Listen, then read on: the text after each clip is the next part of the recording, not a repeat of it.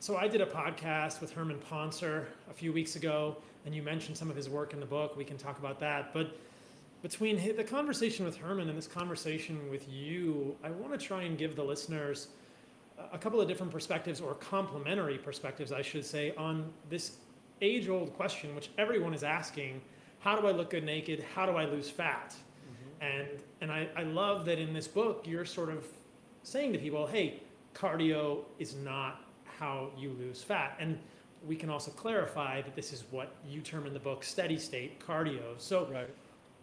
why, let's just start with that. Like, why is cardio not a good thing for humans? Because when I go to the gym and when I'm in Austin and I walk into Lifetime Fitness, there is literally, there are 4 rows of cardio machines, and there are men and women just sweating their brains out on these things, ellipticizing and treadmilling and doing all kinds of crazy things for cardio. I'm here in Costa Rica now. There's people running on the beach doing steady state cardio every day. There's people running on the road, and I've got to believe that most of the people on these what I would call torture devices. I mean, a beach is a beautiful place, but I don't know if running on a beach is the best use of a beach. But that they believe that they are somehow getting shredded. So what's going on here? Why is this wrong? Yeah. So all this misinformation kind of started with this false fitness paradigm that we've been sold for now decades.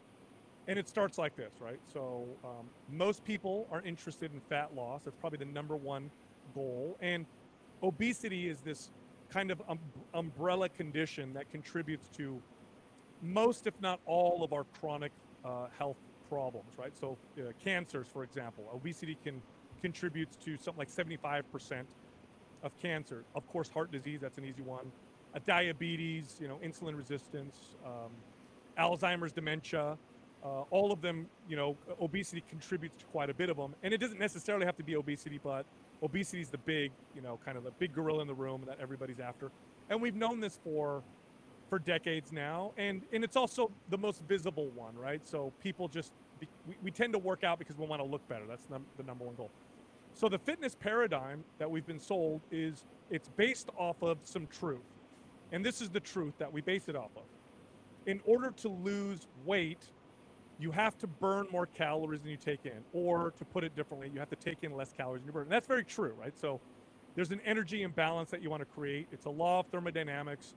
And that has to happen for fat loss to occur. You don't burn body fat if you're taking in more calories than you burn. It just doesn't work because you have excess calories, and they have to go somewhere. So your body stores it, and of course, the fat loss works with the opposite happening. So we know this, and so what they've done, and this is what we've been sold again, is they look at this formula and say, okay, here's the nutrition component. All right, taking less calories, but what about the exercise component?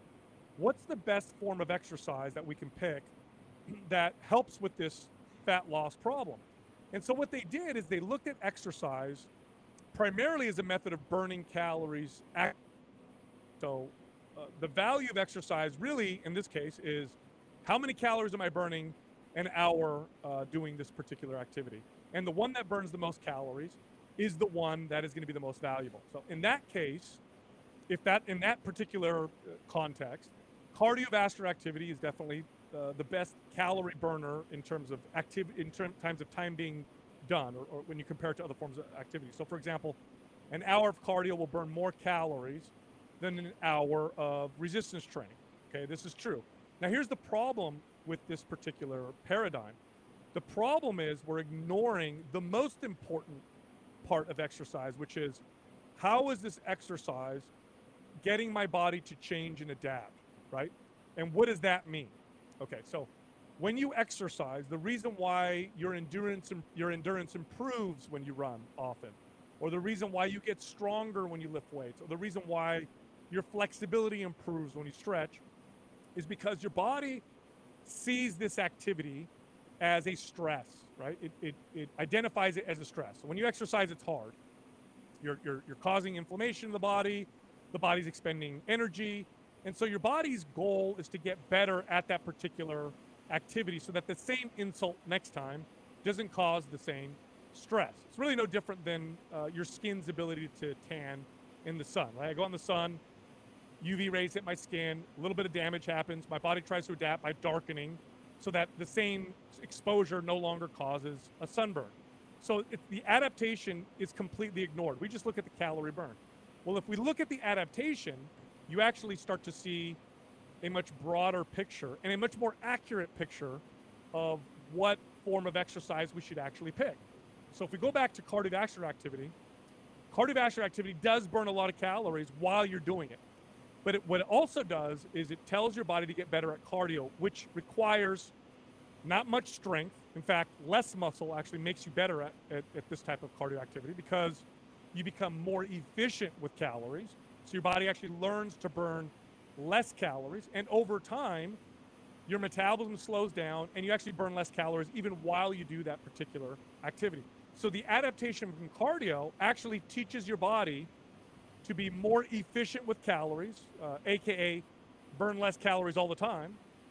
And so you slow your metabolism down. So when we look at studies on cardio as a method of weight loss when combined with diet, what we see typically on average is about 50% of the weight being lost from fat and 50% of the weight being lost from muscle. So part of the adaptation that comes from lots of cardio is to reduce muscle mass. Again, this is a way for the body to become more efficient and better at that particular activity. So now why is this not a good thing? Well, besides the fact that you're now burning less calories, so over time my metabolism slows down, harder to lose fat, I got to eat less calories now to maintain my lighter weight, you actually didn't really reduce your body fat percentage either. If you lose 10 pounds, 5 comes from fat, 5 comes from muscle, what I've actually done is made myself a smaller, same body fat percentage of myself. I actually haven't changed much. I've just made a smaller, same flabbiness version of myself. But I've also made myself weaker. I've also reduced the tissue that is most effective at improving insulin sensitivity. I've also reduced tissue that burns a tremendous amount of calories. And so what ends up happening when you is the cornerstone of your routine that is designed to burn fat. When that becomes your solution, your weight loss goes down like this initially, half of it muscle, half of it fat, and then you plateau real hard. And then in order to lose any more weight, I have to do more cardio or I have to cut my calories even more. And this is why you see people fail. One of the reasons why you see people all the time. It's like, okay, I lost 20 pounds, but man, just to maintain this, I have to do 6 days a week of 45 minutes of cardio, and I have to eat this like little bit of calories. And I used to be able to eat more, and if I do, I just gain body fat very easily. Now, when we look at resistance training, so like lifting weights or body weight resistance training or bands, resistance training essentially is using resistance in a way to directly build muscle and build strength. Okay, and I want to clarify because you can use resistance in ways that it's more like cardio. Like I could string 15 exercises together and go from one exercise to another. And then what I'm doing is I'm just doing cardio with weight. So when I talk about resistance training, I'm talking about doing it in a way that is designed and programmed to build muscle and build strength. When I do that, yes, I don't burn as many calories as when I do cardio. But what I am doing is I'm sending a signal to my body to get it to get better at lifting weight. What does that mean? More muscle, more strength. What are the side effects of that? A faster metabolism, a better insulin response. In fact, a study just came out, I wasn't even in the book, that shows that building muscle, regardless of body weight, building muscle proves insulin sensitivity regardless of body weight. And now this is a very important thing because when we look at the cognitive decline issues that we start to increase, things like Alzheimer's and dementia, a big piece of that probably and most likely has to do with our issues with how we process sugars and glycogen and our sensitivity to insulin. In fact, some researchers call Alzheimer's and dementia type 3 diabetes. So building muscle is protective against all of that. So what does the weight loss look like when resistance training is part of your program? Well, the weight loss starts off slow. By the way, oftentimes what happens is you lose fat and build muscle. So although the scale doesn't move much, what actually happened is I've traded 4 pounds of body fat for 4 pounds of muscle, which by the way means you're smaller. I do want to also explain that. Muscle is very dense. much more dense than body fat. So I think it takes up something like 1/3 less space. So if I lost 5 pounds of body fat but gained 5 pounds of muscle, I would still be smaller. I'd have a smaller waist and just take up less space overall. So when I do that, the weight loss starts off slowly, but then you see this kind of snowball effect as my metabolism speeds up and as I start to burn more calories.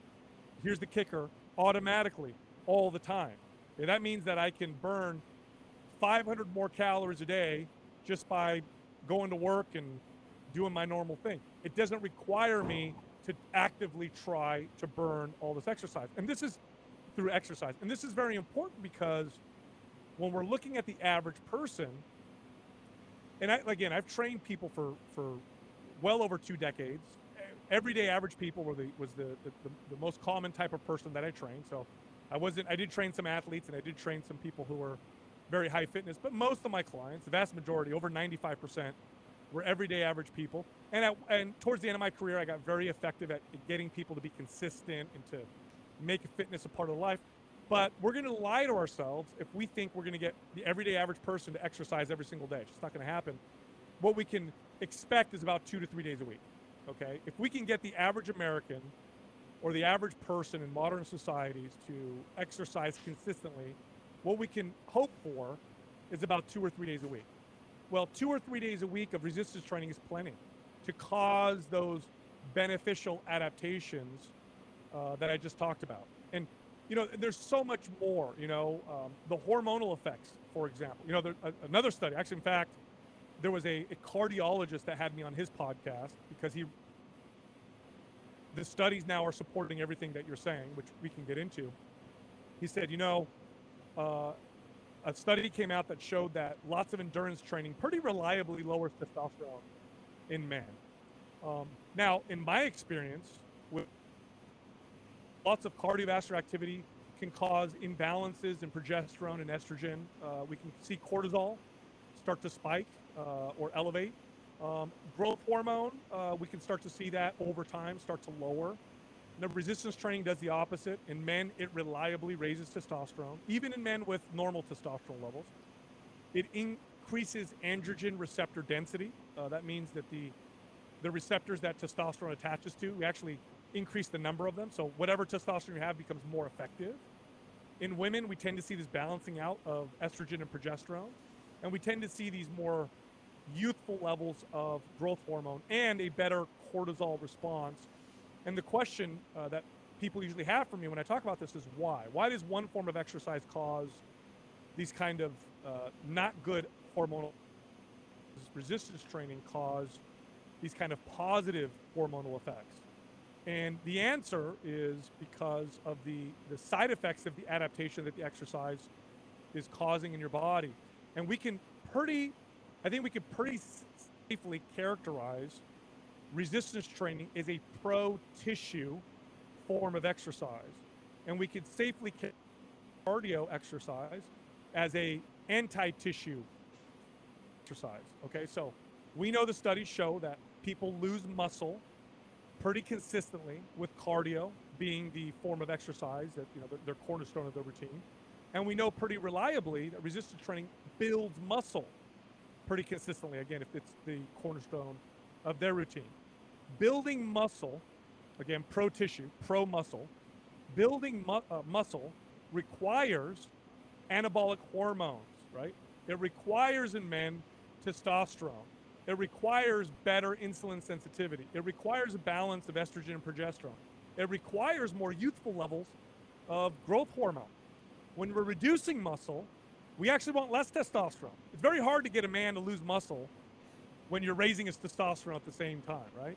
So what the body does is it organizes itself in a way to adapt to these forms of exercise, and lots of cardio to get rid of muscle, and resistance training organizes the body to build muscle, right? So if you're looking for youthful levels of these hormones, and by the way, it feels great when these hormones are you can go to a hormone doctor, with these rejuvenation labs or whatever, and they'll give men testosterone and growth hormone, and women, they'll balance them out, and they'll feel amazing, right? You could do this pretty well naturally just by getting your body to build muscle through resistance training. So the book is really, and I call it the resistance training revolution because what I'm trying to do is I'm trying to shift the common, just kind of the idea around exercise, the stereotype around resistance training, the stigma. I'm trying to educate people in a very easy to understand way that, hey, look, if you want to improve your health, if you want to get lean, if you want to look good, if you want to do it in a way that doesn't require a lot of time and do it in a very effective way that allows you to eat more food, the way you should be working out is with resistance training. It should not be these other forms of exercise. No, man, I love it. I agree with all that. And I have my personal experience that corroborates it.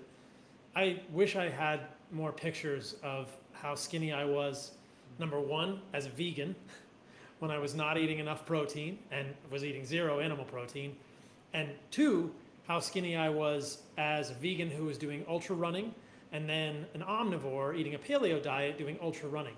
So I was the poster child for steady state chronic cardio over exertion, and I was probably 20 plus pounds lighter. So as a vegan, I was 30 pounds of muscle lighter than I am now, and when I added meat back, I probably gained 5 pounds of muscle, maybe 10 pounds of muscle, but I was 20 pounds of muscle lighter than I am now, just because I was doing a lot of cardio. I was doing ultra endurance running. And thankfully, I stopped that.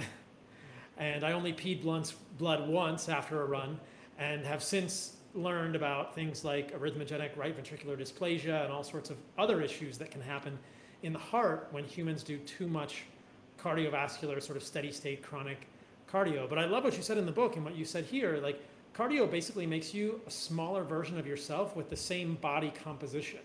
So if you have some pudge around your waist or your hips or your thighs, cardio is not necessarily going to make you lean.